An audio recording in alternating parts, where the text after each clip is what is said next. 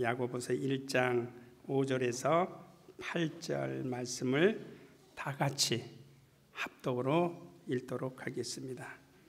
야고보서 1장 5절에서 8절 시작. 너희 중에 누구든지 지혜가 부족하거든 모든 사람에게 후히 주시고 꾸짖지 아니하시는 하나님께 구하라. 그리하면 믿음으로 구하고 조금도 의심하지 말라. 의심하는 자는 마치 바람에 밀려 요동하는 바다 물결 같으니 이런 사람은 무엇이든지 주께 얻기를 생각하지 말라. 두 마음을 품어 모든 일에 정함이 없는 자로다. 아멘. 의심하지 말라라는 제목입니다. 이것은 명령어입니다. 의심하지 말라. 누가 제가 여러분에게 명령하는 말입니까? 하나님께서 여러분에게 명령하시는 말씀입니까? 제가 명령하는 말로 들으신다면 은혜가 안 될 겁니다. 하나님께서 나에게 뭐 하지 말라고요? 의심하지 말라. 의심이라는 단어는요, 가급적이면 우리가 이 세상을 살아가면서 대인관계에 있어서도 사용해서는 안 될 언어입니다.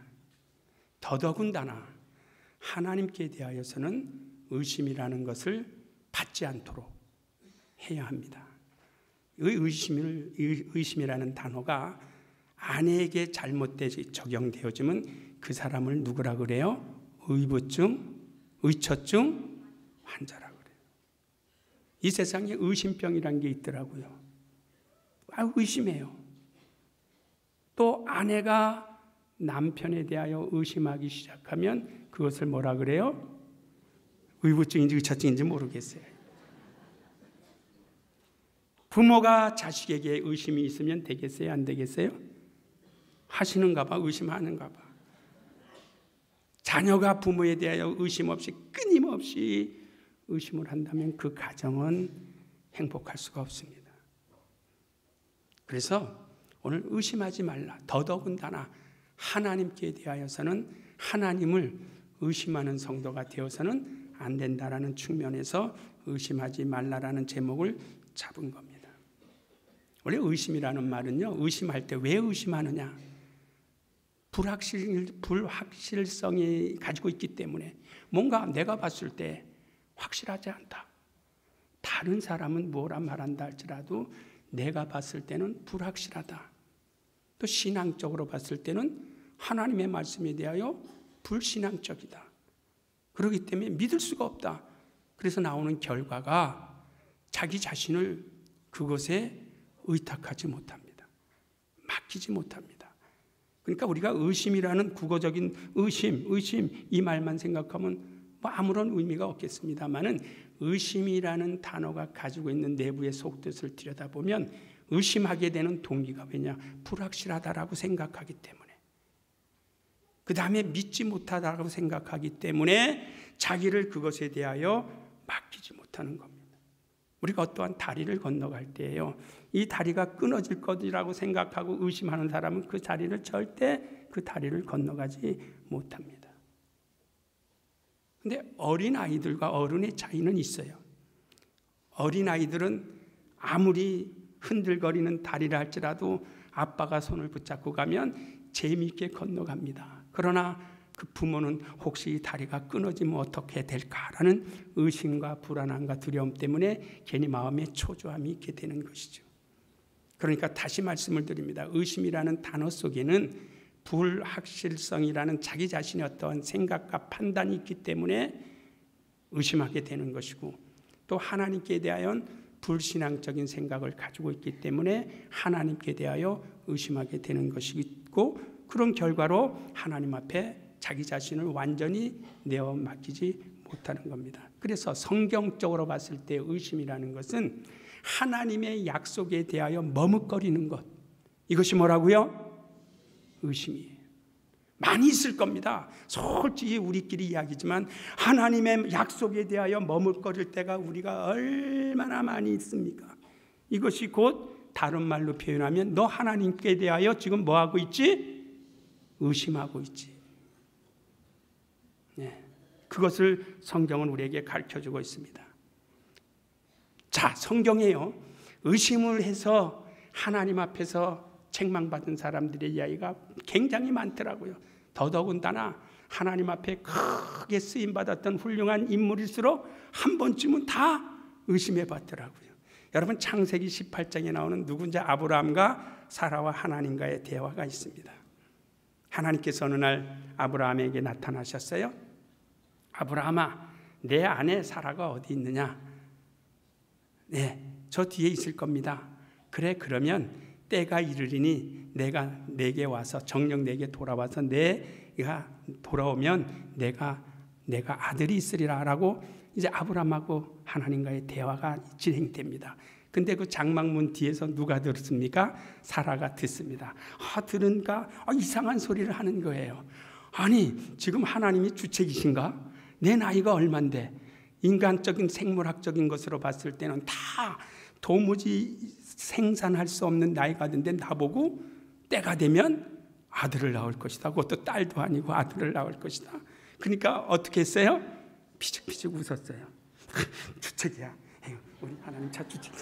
내가 지금 경수도 끊기고 모든 것이 다 끊겼는데 무슨 소리를 하시는 거야? 근데 공교롭게도 하나님께서 그 소리를 들으셨어요. 그러니까 아브라함에게, 아브라함아, 내 아내 사라가 어찌하여 내가 지금 너에게 이야기하는 소리를 듣고 웃고 있느냐? 또 근데 그 소리를 사라가 또 들었어요. 그러니까 사라가 내가 웃지 아니하였나이다. 그러니까 아니다, 너 분명히 웃었다. 내가 너에게 다시 돌아오면 너는 아들이 나올 것이다. 나는 능치 못함이 없는 하나님이시다. 결국은 사라가 아들 낳았어요, 안 낳았어요? 낳았어요. 자, 또 하나 예를 들어드릴게요. 사도행전 10장에 보면, 저는 사도행전 10장을 고넬료장이라고 이야기합니다. 고넬료에 대한 이야기가 1절부터 끝까지 다 연결이 되어져 있어요. 근데 거기에 누가 등장해요? 베드로가 등장해요. 근데 베드로가 습관을 따라서 하나님 앞에 나가서 기도하는데 기도 중에 하늘문이 열립니다. 부럽지 않아요? 여러분, 기도할 때 하늘문이 열리시기를 예수 이름으로 축원합니다. 하늘문이 열렸어요. 그리고 하늘문이 열리고 뭐를 봤어요? 성경을 안 보시나?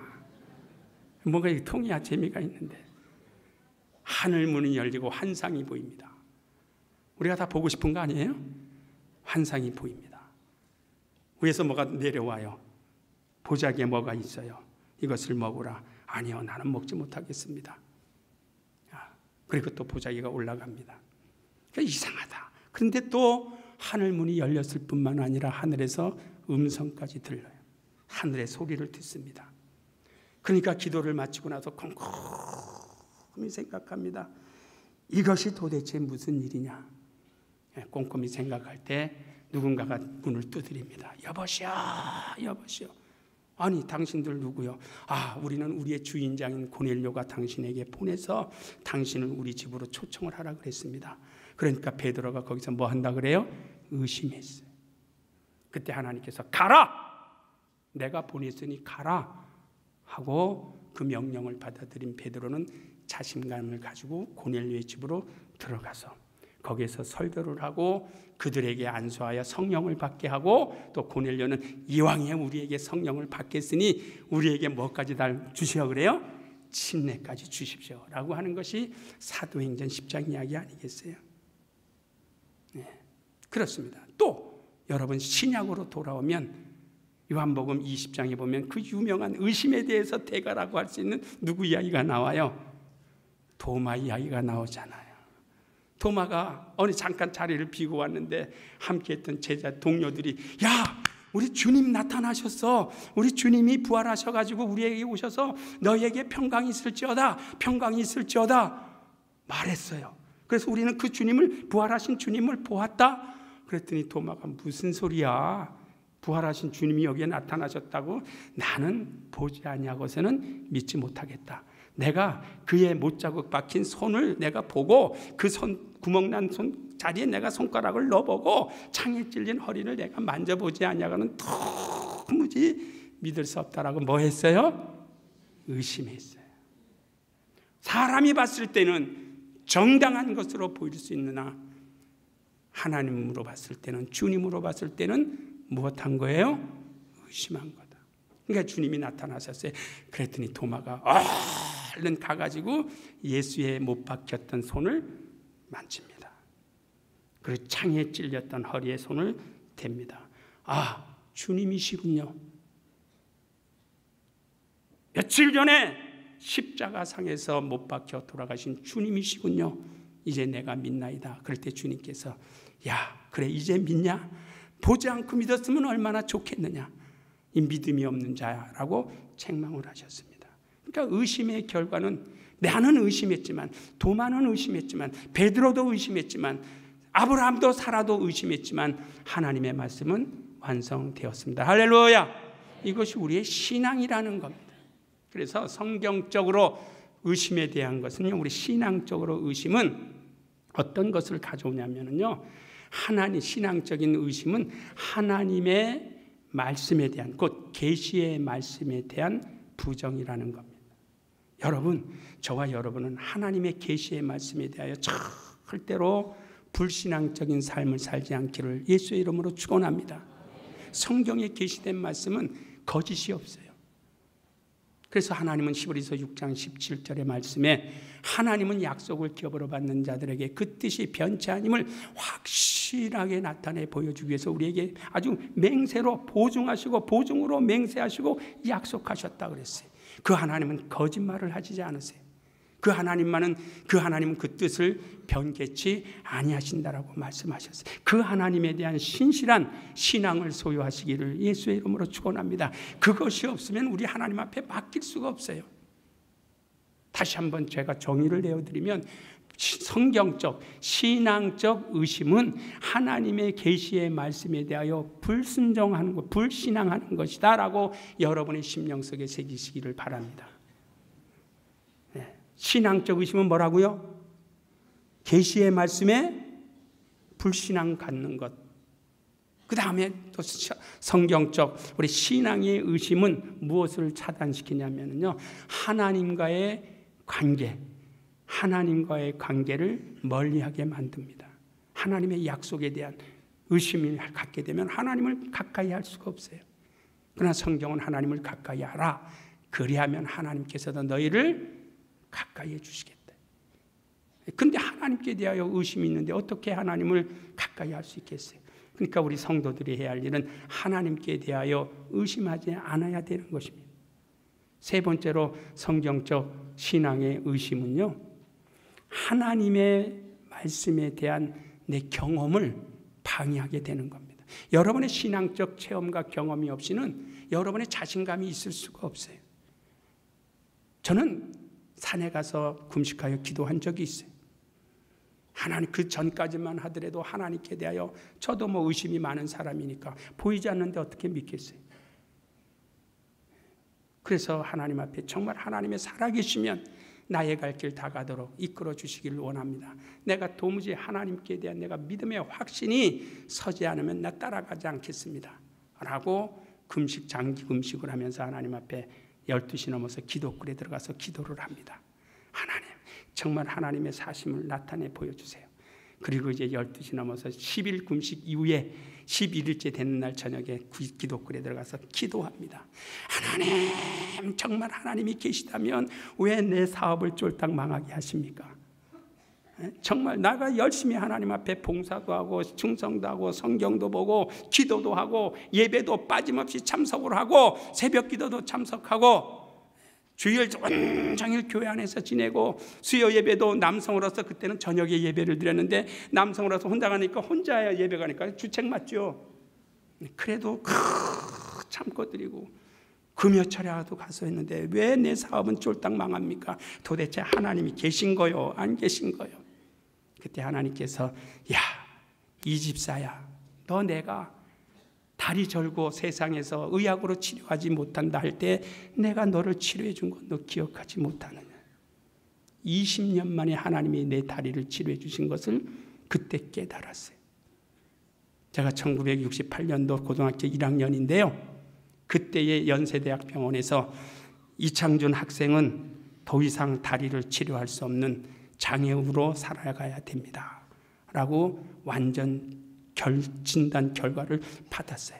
그런데 그 다음에 어떠한 경우가 되어서 어떤 목사님에게 안수를 받고 난 다음부터 오늘날까지 다리가 튼튼하게 되어진 겁니다.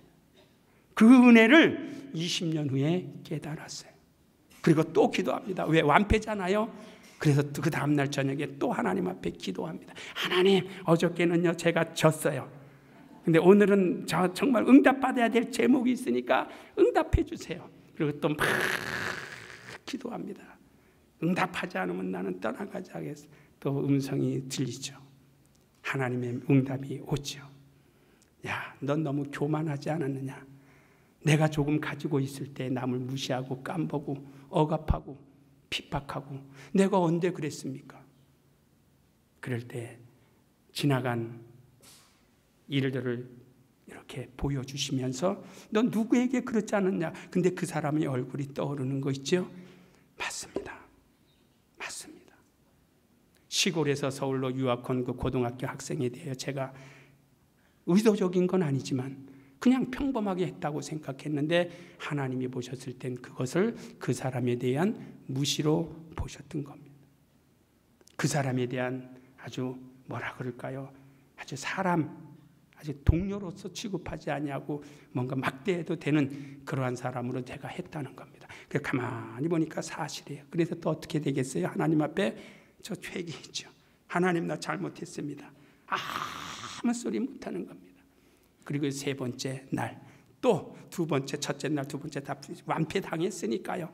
오늘은 내가 응답하는, 내가 소유하고자 하는 기도의 응답을 받아야 되겠다라고 생각하고 또 역시 12시에 기도권에 들어가서 하나님, 이제 나의 갈 길을 인도해주세요.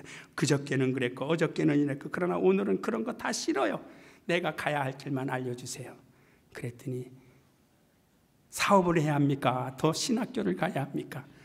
그럴 때 이제 하나님께서 이끌어 주신 것이 신학의 길이라 그때 이제 마음을 정하고 신학을 갔습니다.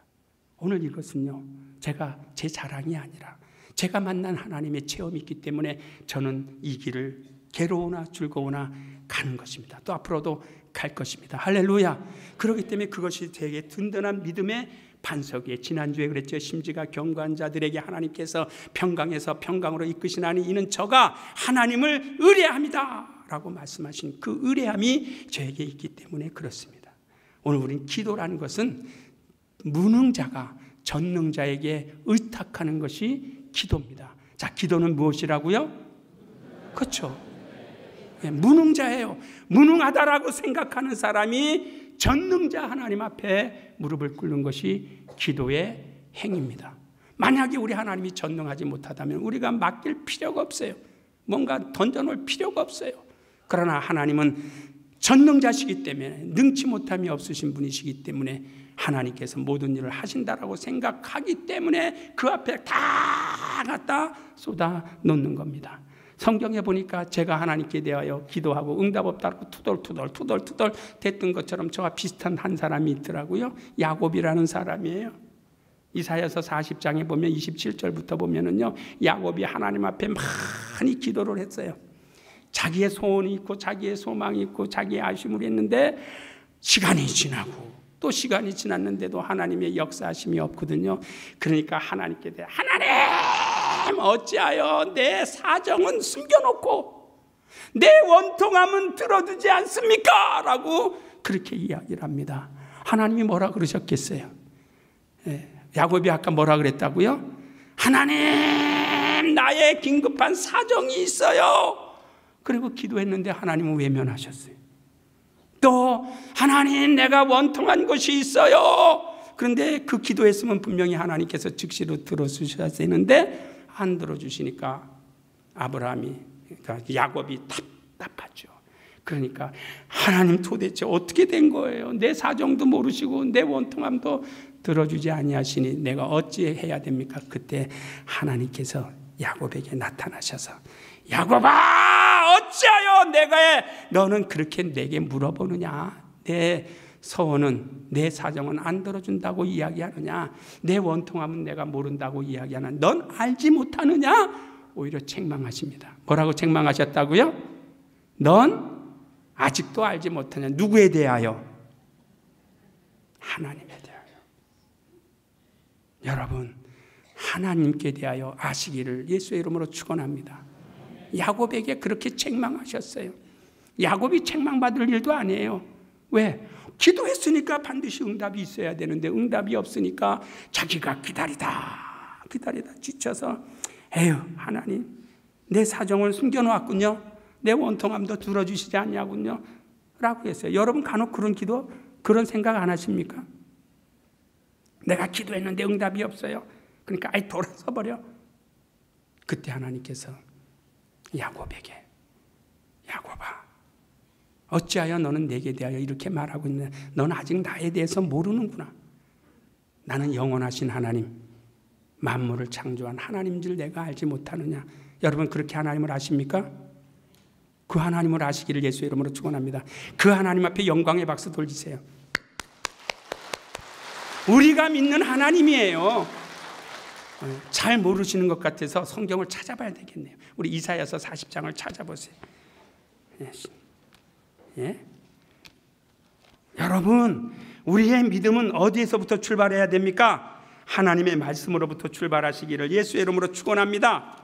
예? 그러니까 말씀. 자, 이사야서 40장 27절부터요. 다 같이 읽겠습니다. 다 못 찾으셨는데요 아직. 자, 성경 이렇게 찾는 페이지 소리가 도는데 다 찾으신 줄 알고 이제 시작.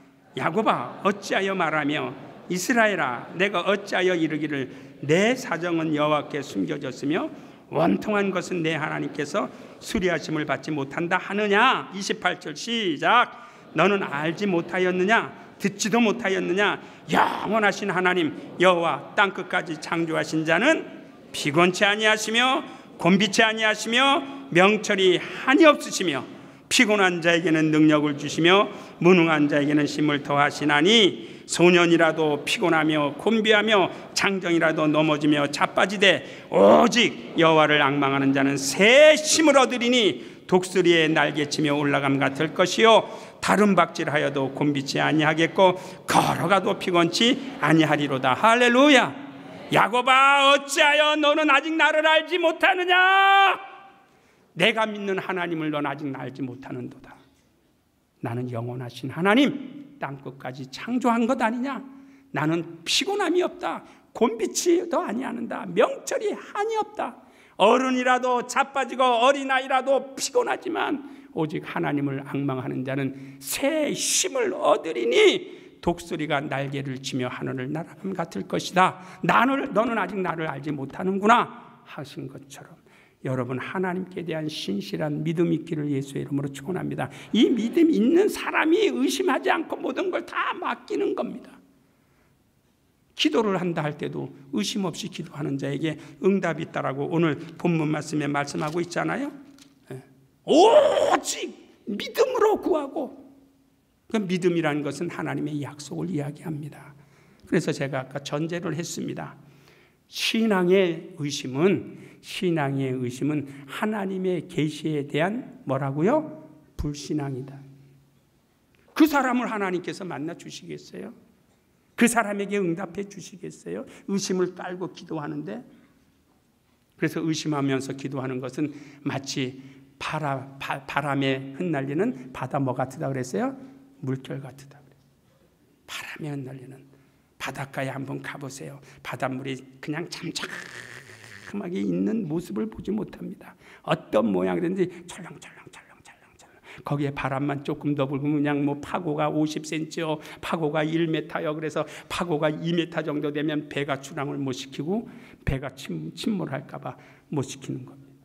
아무튼 출렁출렁 정함이 없어요.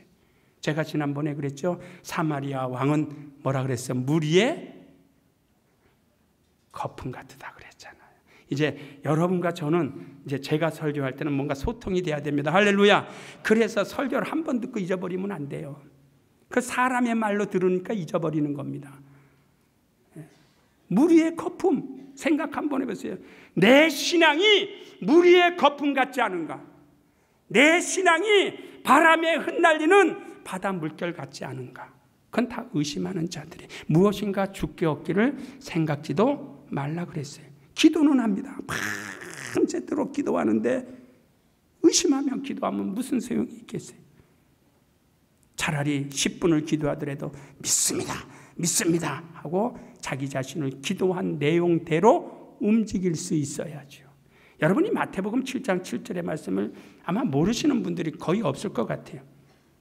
구하라 그러면 뭐 한다고요? 주신대요. 그 다음에 뭐죠? 찾으라 그러면 뭐 한다고요? 찾아질 것이래요. 그 다음에 문을 두드리라 그러면 어떻게 된다고요? 두드려 열려진다 그랬어요. 자, 그러면 가만히 한번 생각 한번 해봅시다. 구하는 것은 앉아서 구해도 되고 그냥 자기 혼자 구하면 됩니다. 거기까지는 여러분들이 하실 수 있어요. 구해요. 하나님 내게 수천만 원 벌게 해주세요. 수억 벌게 해주세요. 교회도 짓고 뭐도 좀 하고 기도해요. 자, 그랬다고 하나님이 그 응답이 주실까요? 내가 기도했다니까. 장로님 기도했어요. 목사님 기도했어요. 염려하지 마세요. 응답이 옵니까? 그것을 이루기 위하여 뭐 해야 돼요? 찾아나서요. 찾아나서는데 보여요. 돈 벌 수 있는 것이 보여요.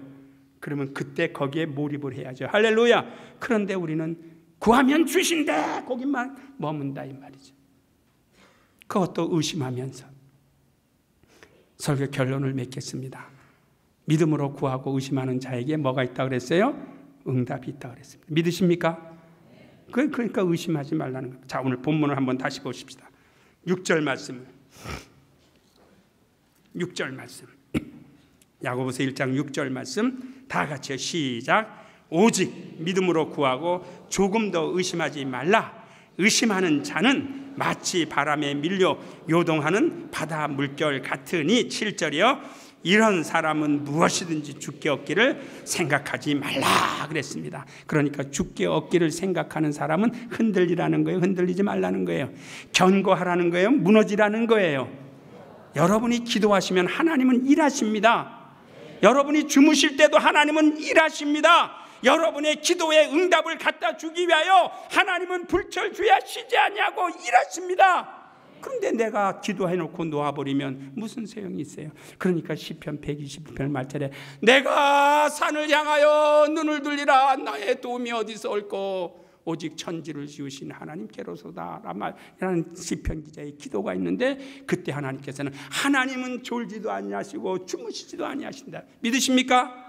하나님은 내 기도에 응답해 주시기 위하여 졸지도 아니하시고 주무시지도 아니하시고 쉬지도 아니하시는데 기도를 해놓고 나는 쉬고 멈춰버린다면 하나님이 응답해 줄 수 있는 방법이 없어요.